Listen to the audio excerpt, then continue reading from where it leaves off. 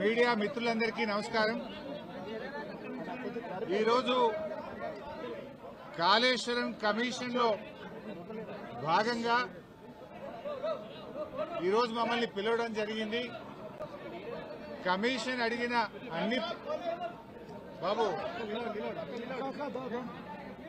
Commission అడిగినటువంటి అన్ని ప్రశ్నలకు కూడా సమాధానాలు చెప్పడం జరిగింది. వారికి సమాధానాలు నోటి మాటగా చెప్పడమే కాదు, అన్ని రకాల ఎవిడెన్స్లు కూడా పూర్తి స్థాయిలో అందించడం జరిగింది.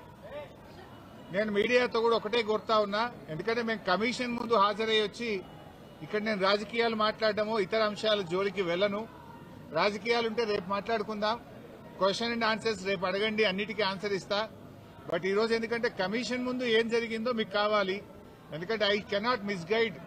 లోపల ఒకటి చెప్పి బయట ఒకటి చెప్పడం అనేది తప్పవుతుంది. లోపల ఏం జరిగింది, కమిషన్ కు నేను ఏం చెప్పాననేటువంటి అంశాలు మాత్రమే మీ ముందుంచుతాను. మీకు మిగతా ఎన్ని క్వశ్చన్స్ ఉన్నా, ఎన్ని పొలిటికల్ గా కావాలన్నా రేపు మాట్లాడుకుందాం. Today I will not speak any politics. ముఖ్యంగా మొట్టమొదలు తమ్మిడిహట్టి నుంచి మేడిగడ్డకు ఎందుకు మార్చారు అనే దాని మీద చాలాసేపు డిస్కషన్ జరిగింది. దానికి నేను సవివరంగా సమాధానం చెప్పడం జరిగింది. ముఖ్యంగా కొత్తగా ఏర్పడ్డ తెలంగాణ ప్రభుత్వం తమ్మిడిహట్టి దగ్గరే దాన్ని కట్టడానికి అన్ని రకాల ప్రయత్నం చేశాము. నేను ఇరిగేషన్ మంత్రి అయినప్పుడు రివ్యూ చేసుకుంటే ప్రాణహిత చేవెళ్ల ప్రాజెక్టును 7 భాగాలు 28 ప్యాకేజీలుగా నిర్ణయించి టెండర్లు పిలిచి పనులు ప్రారంభించారు.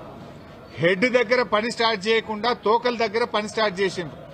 ఎక్కడైతే నీళ్లు డ్రా చేయాలో, ఎక్కడైతే తమ్మిడిహట్టి దగ్గర నుంచి నీళ్లు తేవాలో అక్కడ నుంచి పని ప్రారంభించకుండా ఎక్కడెక్కడో కాలువలు టన్నెలు తవ్వారు. సో నేను ఇరిగేషన్ మంత్రి అయిన తర్వాత రివ్యూ చేసి, మరి ఈ ప్రాజెక్టులో ఆల్రెడీ ఖర్చు జరిగింది కదా, దీన్ని కొనసాగించాలని అప్పటి మహారాష్ట్ర కాంగ్రెస్ ప్రభుత్వానికి మేము కన్సల్ట్ చేశాం.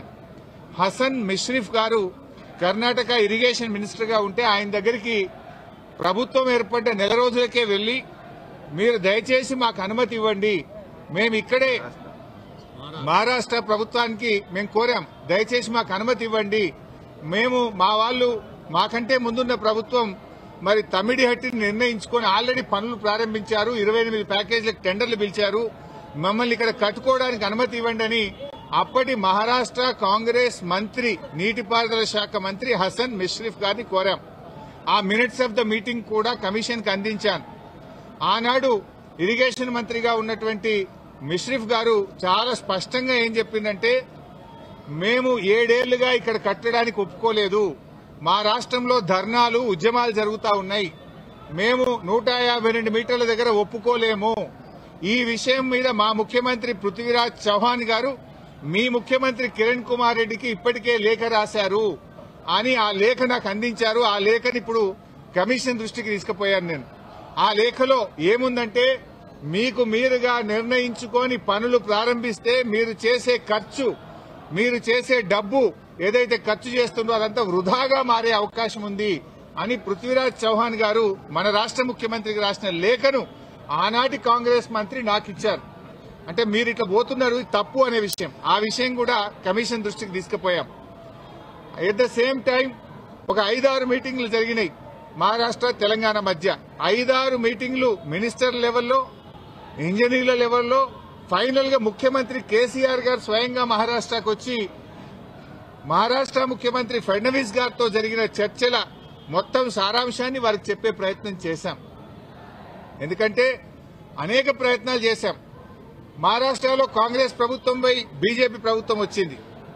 అప్పుడు గిరీష్ మహాజన్ గారు నీటిపారుదల శాఖ మంత్రిగా ఉంటే 2015 జనవరిలో నేను వెళ్లి గిరీష్ మహాజన్ గారిని కూడా, మీరు ఎంత నష్టపరిహారం అడిగినా ఇస్తాము, దయచేసి మాకు ఉద్యమాల్లో నుంచి వచ్చిన ప్రభుత్వం, నీళ్ల కోసమే తెలంగాణ ఉద్యమం జరిగింది, నీళ్లే మాకు జీవాధారం, మాకు తమ్మిడిహట్టి దగ్గర అనుమతించండి అని గిరీష్ మహాజన్ గారిని కూడా కోరాం. ఆయన కూడా ససేమిరా అన్నారు. అప్పుడు మన రాష్ట్ర ముఖ్యమంత్రి కేసీఆర్ గారు స్వయంగా మహారాష్ట్రకు వచ్చి అక్కడ మహారాష్ట్ర రాజ్భవన్ లో విద్యాసాగర్ రావు గారి గవర్నర్ గారి సమక్షంలో మహారాష్ట్ర ముఖ్యమంత్రి ఫడ్నవీస్ గారిని 17 ఫిబ్రవరి 2015 రోజు తమ్మిడిహట్టి దగ్గర బ్యారేజ్ కట్టడానికి అనుమతి ఇవ్వండి అని అనేక రకాలుగా కేసీఆర్ గారు మహారాష్ట్ర ప్రభుత్వాన్ని మహారాష్ట్ర ముఖ్యమంత్రి గారికి విజ్ఞప్తులు చేశారు. అయినా వారు ససేమిరా అన్నారు. ఫడ్నవీస్ గారు మాట్లాడుతూ మాకంటే ముందు 7 ఏళ్లు కాంగ్రెస్ ప్రభుత్వం ఉండే, 7 ఏళ్లు కాంగ్రెస్ ప్రభుత్వం తమ్మిడిహట్టి దగ్గర ఒప్పుకోనప్పుడు ఇవాళ నేను బీజేపీ గవర్నమెంట్ ఆ రోజు తమ్మిడిహట్టి దగ్గర కట్టొద్దని నేనే ధర్నాలు చేసినా పోరాటాలు చేసినా ఇవాళ నేనెట్లా ఒప్పుకుంటా, రాజకీయంగా అది ఎట్లా సాధ్యమైతుంది, ఒప్పుకునే ప్రశ్నే లేదని ఆ రోజు కరాఖండిగా మహారాష్ట్ర ముఖ్యమంత్రి గారు కేసీఆర్ గారికి చెప్పారు. 7 ఏళ్లు మహారాష్ట్రలో కాంగ్రెస్, ఢిల్లీలో కాంగ్రెస్, మన దగ్గర కాంగ్రెస్, 3 చోట్ల కాంగ్రెస్ ప్రభుత్వం ఉన్నా తమ్మిడిహట్టి దగ్గర బ్యారేజీలకు ఒప్పించడంలో, అగ్రిమెంట్ చేయడంలో, పనులు చేయడంలో ఆనాటి కాంగ్రెస్ ప్రభుత్వం పూర్తిగా ఫెయిల్ అయింది.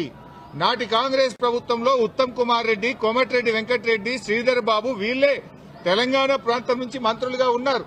మీరు పట్టించుకోలే, 7 ఏళ్లు మీరు చేయలే. బట్ అయినా మేము అన్ని రకాలుగా ప్రయత్నం చేశాం.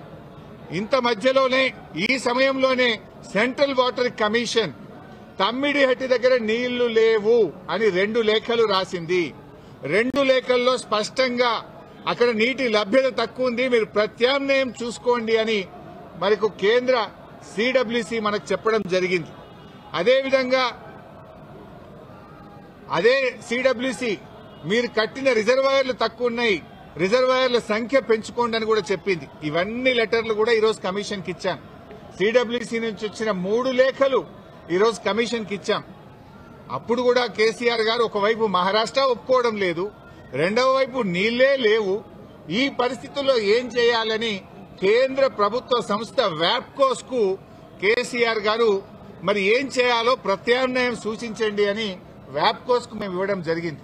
వ్యాప్కోస్ ఎవరో అల్లాటప్ప సంస్థ కాదు, అది సిడబ్ల్యూసీలో అంతర్భాగము, కేంద్ర జలవనరుల శాఖలో అంతర్భాగము.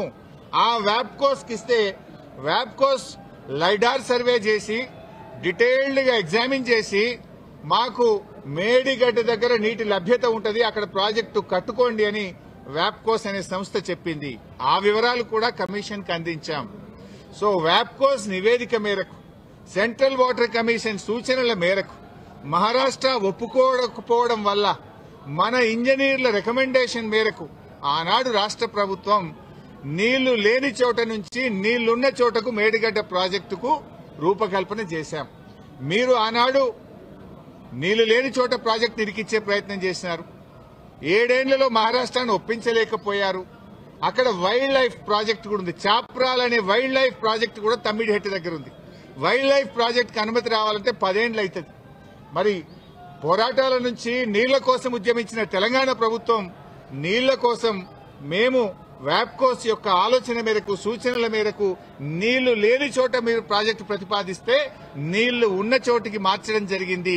ఎందుకు మార్చామనేది documents, evidences, meeting minutes, central water commission లెటర్లు, మహారాష్ట్ర ముఖ్యమంత్రి రాసిన లెటరు అన్నింటినీ కూడా కమిషన్ కు పూర్తి ఆధారాలతో సహా సమర్పించడం జరిగింది. ఎందుకు మార్చవలసి వచ్చిందో సవివరంగా చెప్పేటువంటి ప్రయత్నం మేము చేయడం జరిగింది.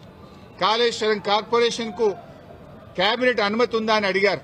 కేబినెట్ అనుమతి ఉంది అని స్పష్టంగా వివరాలన్నీ కూడా అందించడం జరిగింది. అదేవిధంగా బ్యారేజీ లొకేషన్ మార్పుల గురించి కూడా అడిగారు. అన్నారం, సుందిళ్ల గురించి అది ప్యూర్లీ టెక్నికల్ డెసిషన్. ఇంజనీర్లు డీటెయిల్డ్ సర్వే ఆధారంగా దేశంలో అనేక ప్రాజెక్టులకు కూడా ఈ రకంగా మారుతుంటాయి. మన నాగార్జున సాగర్ కూడా మారింది, ఎస్ఆర్ఎస్పీ ప్రాజెక్టు కూడా మారింది.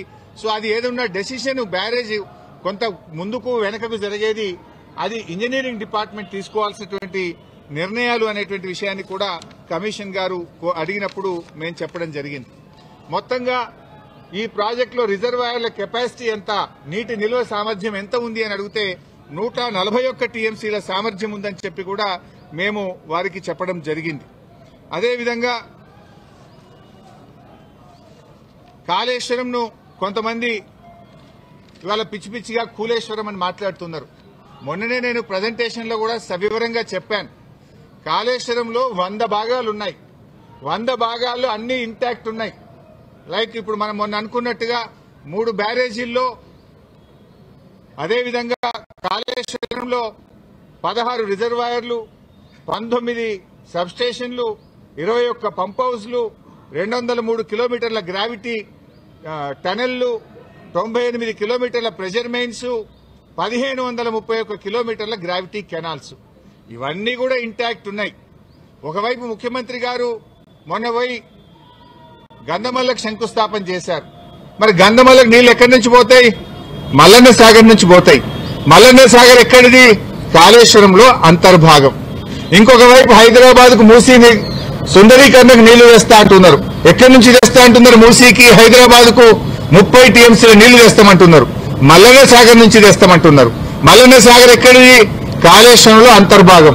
అంటే ఇంత స్పష్టంగా ఒకవైపు ప్రభుత్వమే కాళేశ్వరం మీద ఆధారపడి హైదరాబాద్ కు 30 టీఎంసీల నీళ్లు తేవడానికి టెండర్లు పిలుస్తుంది. ఇంకొక వైపు మల్లన్న సాగర్ మీద ఆధారపడ్డ గంధమల్లకు టెండర్లు పిలిచి ముఖ్యమంత్రి శంకుస్థాపన చేస్తారు. ఇంకొక వైపు కాళేశ్వరం కూలింది, కుప్పగూలింది, కాళేశ్వరం లేదంటారు. అంటే ఇవాళ ప్రభుత్వం దొల్లతనం పూర్తిగా బయటపడ్డది. ఎప్పటికైనా కాళేశ్వరమే తెలంగాణకు లైఫ్ లైన్, జీవధార అనేది ఇవాళ ప్రజలకు స్పష్టమైంది. కమిషన్ ముందు కూడా చాలా వివరంగా అన్ని కూడా మేము ఏది నోటి మాటగా చెప్పలేదు. విత్ డాక్యుమెంటరీ ఎవిడెన్స్, సాక్ష్యాధారాలతో సహా గత ప్రభుత్వంలో తీసుకున్న నిర్ణయాలు, సిడబ్ల్యూసి రిపోర్ట్లు, వ్యాప్కోస్ రిపోర్ట్లు, కేబినెట్ నిర్ణయాలు అన్ని కూడా ఆధారాలతో సహా కమిషన్ కోరిన విధంగా మేము సబ్మిట్ చేయడం జరిగింది.